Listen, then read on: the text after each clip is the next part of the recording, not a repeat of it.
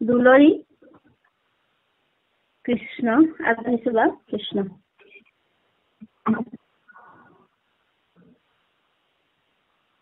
বিশ্বকৰ্মাক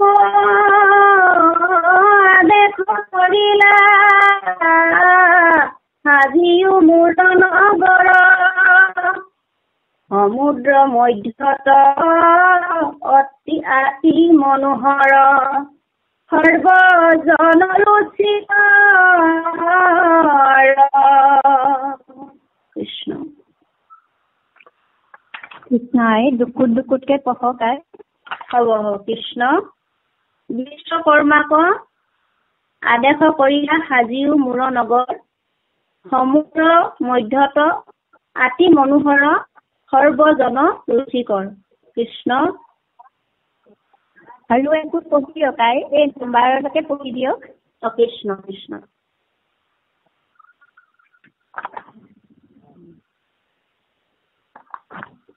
কৃষ্ণৰ আদেশে শিৰত ধৰিয়া তেতিক্ষণে শিল্পী ৰাজে দ্বাদশ যোজন নগৰ নিৰ্মিলা অগাধ সাগৰ মাজে কৃষ্ণ কৃষ্ণ কৃষ্ণ জয় গুৰু শংকৰ সৰ্বগুণাকৰ যাকে নাহিকেও পাম তথাৰি চৰণকো ৰেণু শত কোটি বাৰক কৰোছো প্ৰণাম কৃষ্ণ কৃষ্ণ কৃষ্ণ পৰম শ্ৰদ্ধাৰ বাপাই সমস্ত আজি এয়া পাঠৰ শিৰোনামত আছে কালযবন মথুৰা অৱৰোধ আৰু কৃষ্ণৰ দ্বাৰকা নিৰ্মাণ আমি তাৰ আগতে এই জৰাসন্ধ আৰু কৃষ্ণৰ যুদ্ধৰ বৰ্ণনাত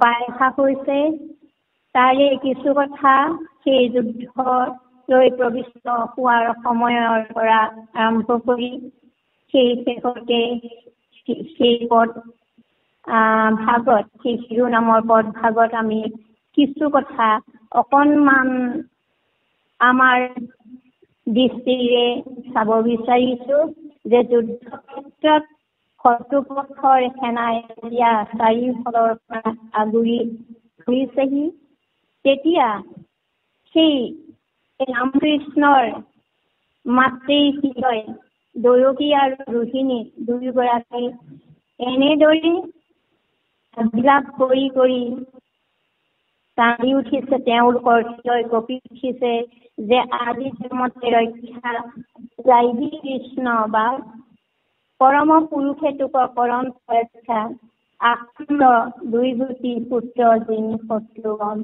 এনেকৈ তেওঁলোকে নিজ পুত্ৰক পৰম পুৰুষে ৰক্ষা কৰিব বুলি প্ৰাৰ্থনা জনাইছে আকৌ শত্ৰুক যিনি তেওঁলোকো পুনৰ কামনাৰে তেওঁলোকে সেই ভগৱন্তক প্ৰাৰ্থনা জনাইছে এই কথা কিন্তু তেওঁলোকে এই সময়ত ভবা নাই যে পৰম পুৰুষ কৃষ্ণই তেওঁলোকৰ ওচৰত এয়া লীলা কৰি আছে আৰু বিপ্ৰসকলে তেওঁলোকৰ মংগল কামনা কৰি পৰম মন্ত্ৰক উচ্চাৰণ কৰিছে যে গীতা ভাগৱত পঢ়ি যেন আশীৰ্বাদ কৃষ্ণৰ নামে সেই সকলে বিষাদ সেই ভাগৱত পঢ়ি তেওঁলোকে আশীৰ্বাদ দিছে কিয়নো সেই গীতা ভাগৱতত থকা সাৰ বস্তু কৃষ্ণৰ নামেহে সকলো বিষাদে খণ্ডন কৰিব পাৰে যে যুদ্ধ ক্ষেত্ৰত ৰামকৃষ্ণই জৰাসন্ধক যেতিয়া প্ৰাণে নামাৰি কৰিছে এই কাৰ্যটো মহালাভ পাই জৰাসন্ধৰ দিশলৈ নগৈ বনমাললৈ গৈ থাকোঁতেও বাটতে ৰজাসকলে লগ পাই তেওঁক ধৰ্মৰ উপদেশ দিছে আৰু বুজাইছে যেন প্ৰভাৱ কৰিলে কজদুগনে সুকৰ্মৰ ফলে পাই বাচিলে কোনে আমি এই কথাকেইটা এই কাৰণে পুনৰ পূৰ্বাভাস হিচাপে আমি জানি ধৰিছো সঁচাকৈ সেই ৰণক্ষেত্ৰলৈ যোৱাৰ সময়ত সেই মাতৃ হৃদয়ে কেনেদৰে কান্দি উঠিছে আৰু বিপ্ৰভাৱে কেনেদৰে তেওঁলোক জয়ী হৈ অহাৰ কামনাৰে তেওঁলোকক আশীৰ্বাদ দিছে আৰু সেই জনসন্ধ যেতিয়া লাজে অপমানে ঘূৰি গৈ নিজ গৃহলৈ নগৈ যেতিয়া বনৰ মাজলৈ যাবলৈ উদ্যম কৰিছে তেতিয়া তেওঁৰ লগৰ ৰজাসকলে ধৰ্মৰ উপদেশ দিছে। তেনে পৰাভৱ কৰি দেখ যদুগণে সুকৰ্মৰ ফলে পাই যাওঁ বাদ দিবে গণে। গতিকে সুকৰ্ম কৰি তাক বাধা দিওঁতা কোনো নাই। সেই কথাষাৰ ইমান সুন্দৰকৈ জৰাসন্ধক বুজাইছে। আৰু ইয়াৰ পিছত দেখা পাওঁ যেতিয়া জৰাসন্ধক পৰাজয় কৰি তেওঁলোক ৰাজ্যলৈ পুনৰ ঘূৰি আহিছে মথুৰালৈ। তেতিয়া তেওঁলোকক আদৰিবৰ কাৰণে নানা তোৰণ পুতি সেই আদৰি আনিবৰ কাৰণে নট ভাত নানা বাদ্যৰ পৰা আৰম্ভ কৰি সকলোৱে তেওঁলোকক কেনেদৰে আদৰি আনিছে। এইখিনি কথা আচলতে আমাৰ সমাজতো তেনেকৈ আমি দেখা পাওঁ। সাধাৰণভাৱে চালে আমি ফুটবল এখন খেলাৰ জয়ী হৈ আহি থাকোঁতেও তেওঁলোকক সেই দলটোক প্ৰেৰণা দিবৰ কাৰণে তেওঁলোককো তেনেদৰে আদৰি আনি বা ক্ৰিকেট দলকো তেনেকে আদৰি অনা হয় জয়ী হৈ অহাৰ পিছত। এইদৰেই যেতিয়া বাৰু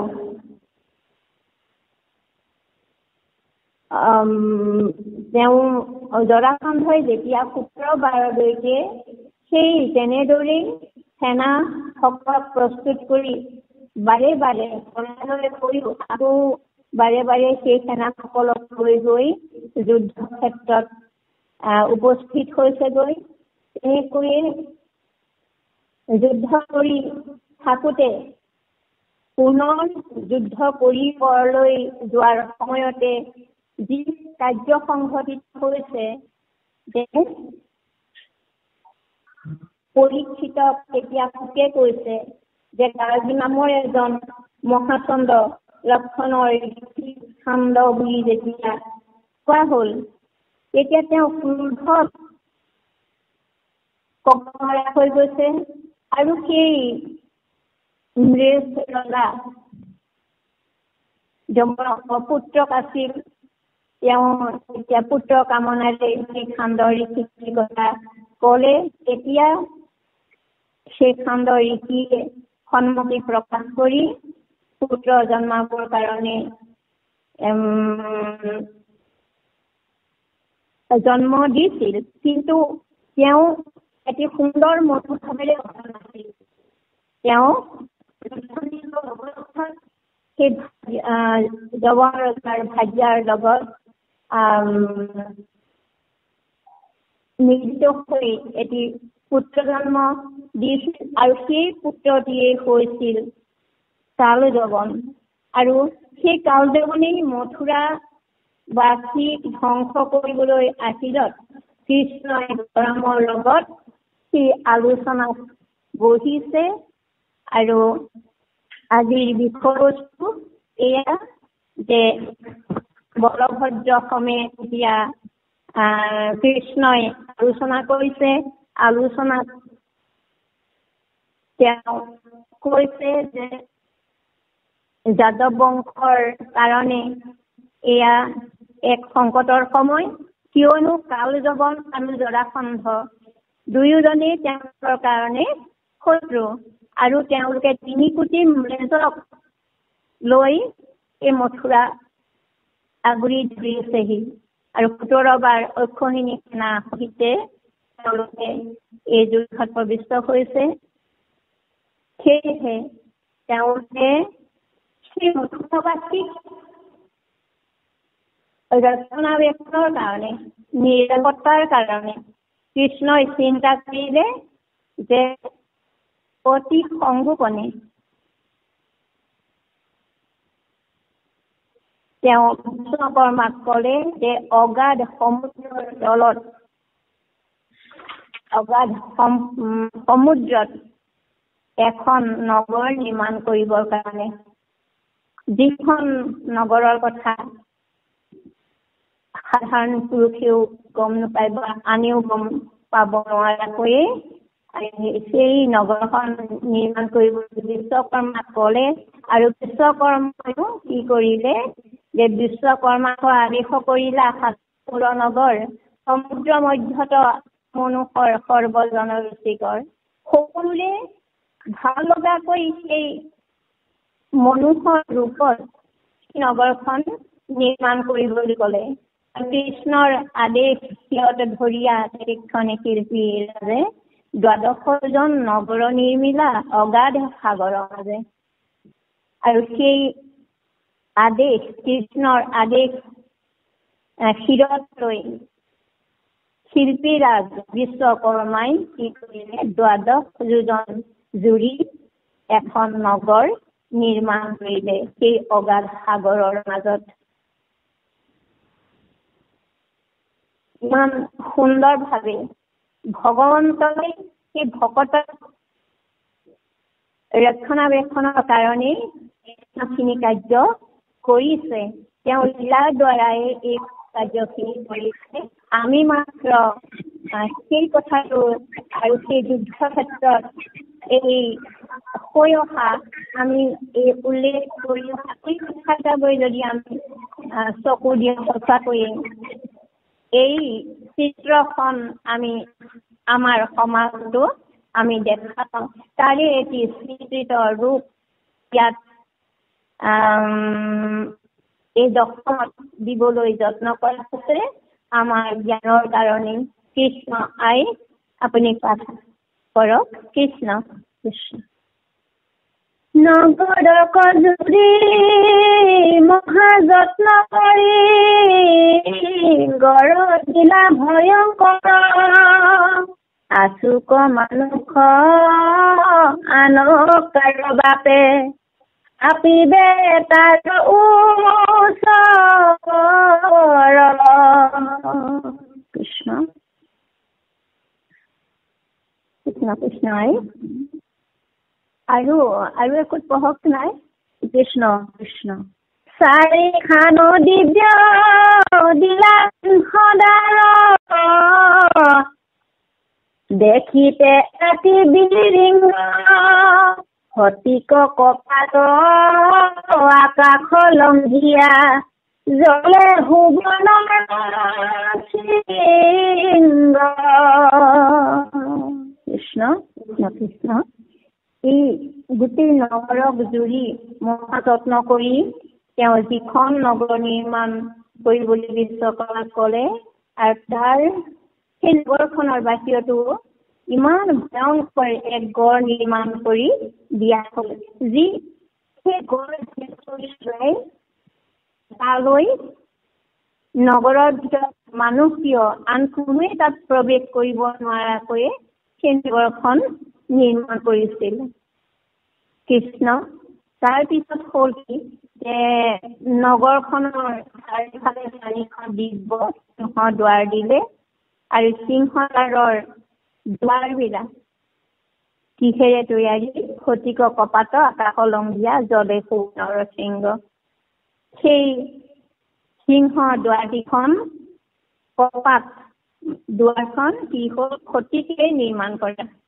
আৰু সেই দুৱাৰৰ শৃংগ বা কপাতৰ শৃংগ আছিল সোণৰ, জলে সুবৰ্ণৰ শৃংগ। তাৰ ওপৰত কি হ'ল? সুবৰ্ণৰে সেই কপাত নিৰ্মাণ কৰি দিছে। গতিকে ইমান সুন্দৰকে জিলি উঠিছে সেই দ্বাৰকা নগৰীখন, ইমান সুন্দৰভাৱে কৰি বিশ্বকৰ্মাই দিছে। কৃষ্ণ। আই এটা নাবাৰৰ এক গোটেই কোটটো আপুনি পঢ়ি দিব নাবাৰলৈকে শেষ কৰি। কৃষ্ণ। বিশ্বকৰ্মে যত জানন্ত আপুনি চিত্ৰকৰ্ম আছে মানে কৃষ্ণৰ ইংগিতে নিৰ্মিলা সমস্তে দেখি তাক বিজ্ঞানে বহুত গৃহৰ যেহেন মন্দিৰ এহিমতে বিৰচিলা হাতী খাৰী কৰি অসংখ্যাত হাৰি মণ্ডল যেন ঠেকিলা। কৃষ্ণ কৃষ্ণ কৃষ্ণ। আৰু বিশ্বকৰ্মে যত জানন্ত আপুনি চিত্ৰকৰ্ম আছে মানে বিশ্বকৰ্মায়ো কি কৰিছে যিমান বিলাক চিত্ৰৰ কথা তেওঁ জানে যিমান মানে সেই নগৰখন তৈয়াৰ কৰিবৰ কাৰণে তেওঁ যিমান বিলাক চিত্ৰকৰ্ম আছে সেই সকলো কথাই জানে আৰু সেই কৃষ্ণৰ ইংগিতত তেনেদৰেই তেওঁ নিৰ্মাণ কৰি উলিয়ালে।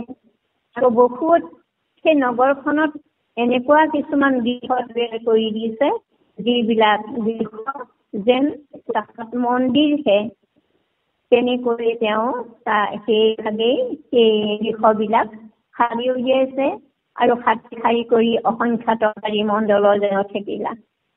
গতিকে এনেকুৱা সেই গৃহ মন্দিৰৰ দৰে নিৰ্মাণ কৰি পেলাই এই ৰাজপথৰ দুয়োকাষে কি কৰিছে গৃহবিলাক নিৰ্মাণ কৰি উলিয়াই দিছে।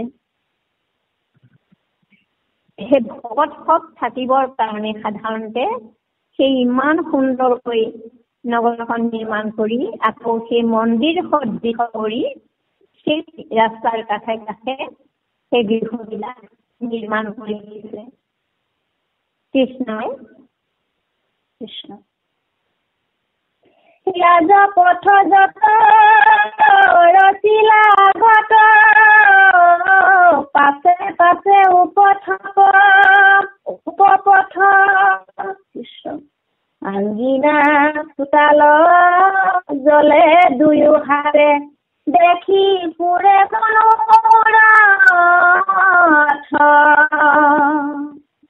ফটিক কখতি কাটি উচ্চ কৰি যিহৰ বান্ধিলা কান্ধি ফটিকৰ স্তম্ভ পুবৰ নৰকুম্ভ মুকুতা লগাইলা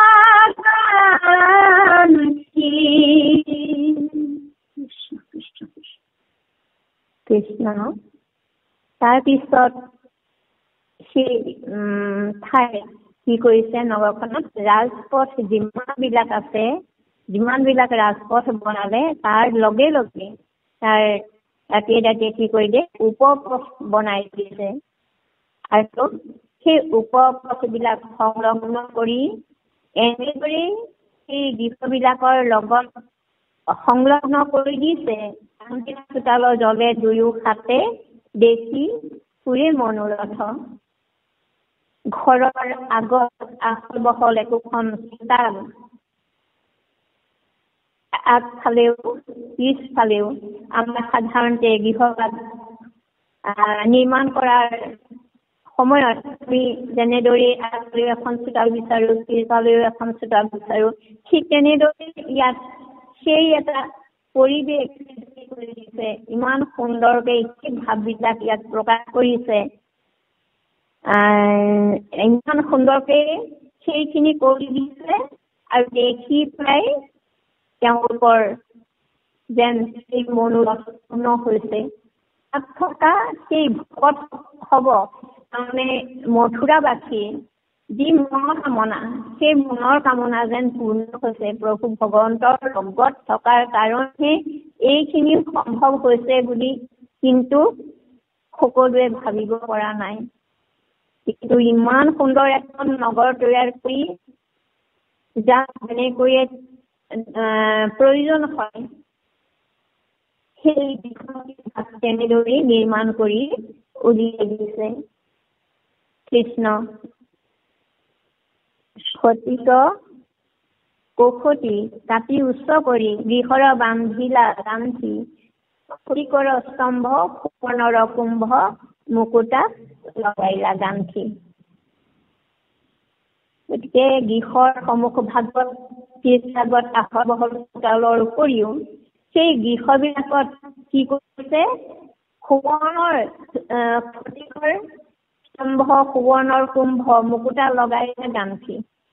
গৃহবিলাকত সুৱৰ্ণৰ ঘট শাৰী শাৰীকৈ ৰাখি সেই সুৱৰ্ণৰ ঘটবিলাকত কি কৰিছে মুকুতাও তাত গাঁঠি দিয়া হৈছে। আৰু সকলো ঘটতে কৌশটি কাটি উচ্চ কৰি গৃহৰ বান্ধিলা গান্ধী। সেই মানে সাধাৰণতে এই কান্তি শব্দটোৱে হয়তো আমি শুদ্ধভাৱে ক'বলৈ হৈছে, তথাপিতো আমি ভাবিছো যে উচ্চ কৰি পেলাই যেতিয়া ভেটিবিলাক গৃহৰ ভেটিবিলাক নিৰ্মাণ কৰা হয়, সেই তাত যেতিয়া কৌশটি কাটি গৃহৰ সেই কান্থিবিলাক সাধাৰণতে এনেই আকৌ আমি কওঁ কাঠি বুলি কওঁ, কাঠি শব্দটোৰ পৰা সৈতে কান্থি হৈছে। সেই কাঠি বা পিৰালি কিছুমান ঠাইত কাঠি শব্দ ব্যৱহাৰ হয়, হয়তো আমাৰ ভুলো হ'ব পাৰে, তথাপিতো আমি এই থকাৰ পিছত আমি জানিবলৈ আপোনাৰ খবৰ পৰাই চেষ্টা কৰিম। তথাপি আমি কৈছো আৰু এই সুৱৰ্ণৰ এই কুম্ভবিলাক তাতে ৰাখি হৈছে, তাত মুকুতা লগাই গৈছে। তাৰমানে মুঠতে সুন্দৰভাৱে এটা সুন্দৰ পৰিৱেশৰ সৃষ্টি কৰি দিছে। য'ত ভগৱন্ত থাকে তাতে সুন্দৰ থাকে, সৌন্দৰ্য থাকে।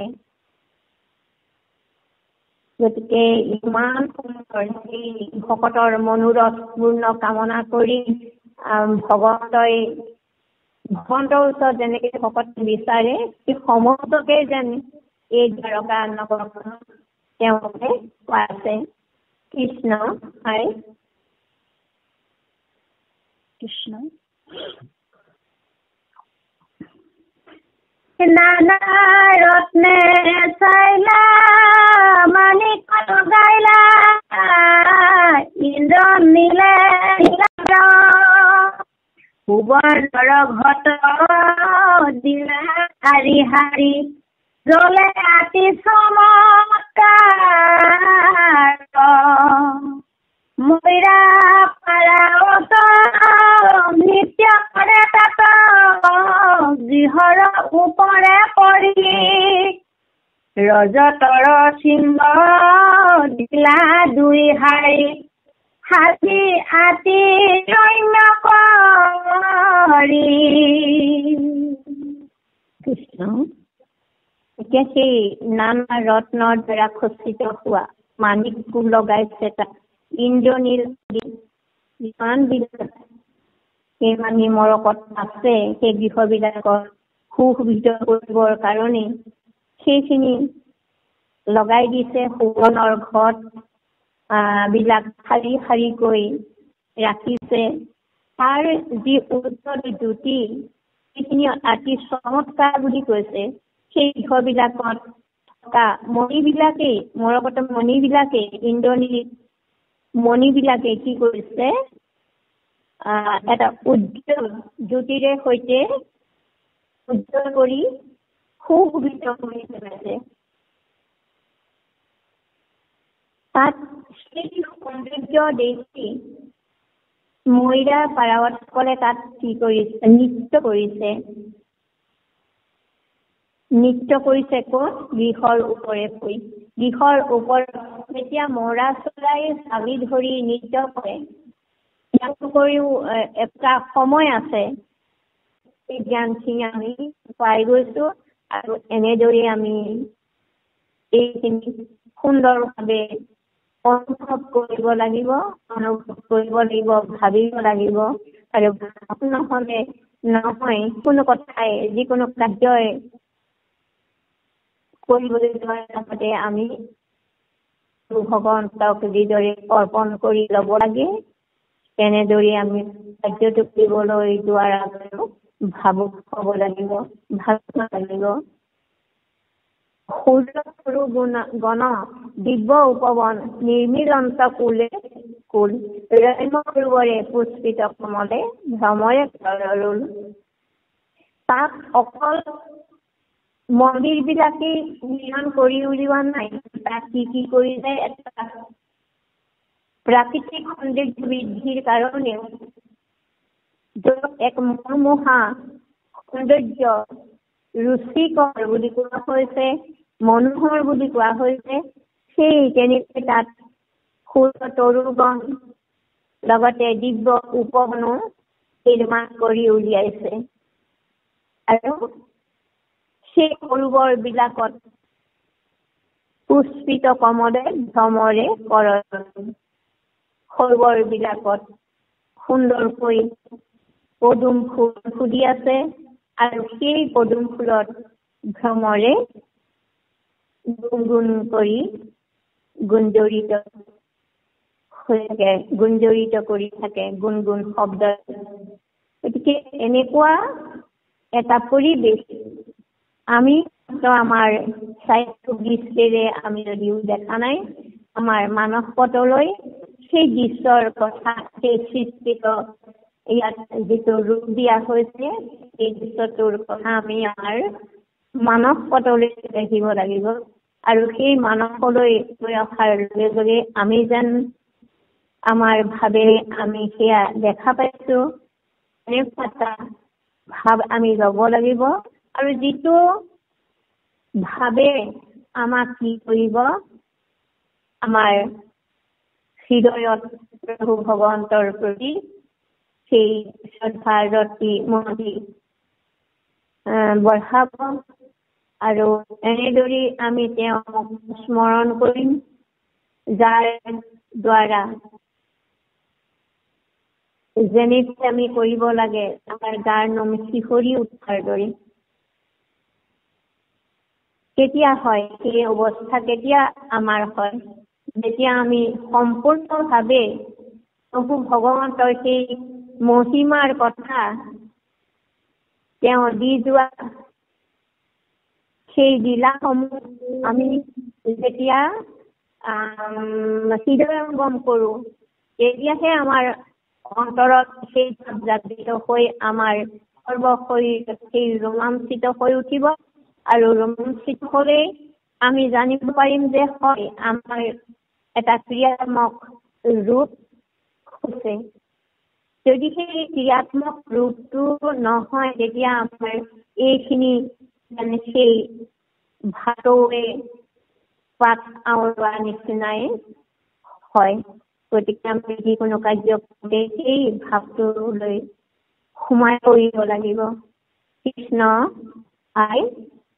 ইয়াৰ পিছত এই 24 চন্দ আছে। কৃষ্ণ আই। কৃষ্ণ কৃষ্ণ। আমি ইমানতে সামৰণি মাৰা কৃষ্ণ।